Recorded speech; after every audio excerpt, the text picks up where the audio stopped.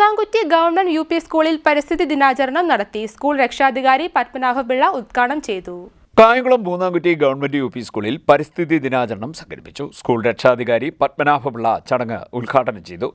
നല്ലൊരു നേതൃത്വത്തിന്റെ മുന്നോടിയായിട്ട് കുഞ്ഞുങ്ങളെ പരിശീലിപ്പിക്കാൻ വേണ്ടിയാണ് ഇനിയൊക്കെയുള്ള ക്രമീകരിച്ചിരിക്കുന്നത്.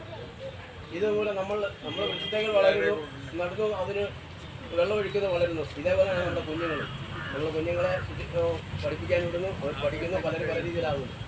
അതിന് നല്ലതാക്കി എടുക്കുക എന്നതാണ് നമ്മുടെ കർത്തവ്യം. അതിന് മാതൃകയായിട്ട് ഇന്നത്തെ ദിവസം നമ്മുടെ പരിശീലനമായിട്ട് വൃക്ഷതൈകൾ നട്ട് ഈ പരിപാടി എല്ലാ രീതിയിലും നല്ല വളരെ തീരുവാൻ പ്രാർത്ഥിക്കുന്നു.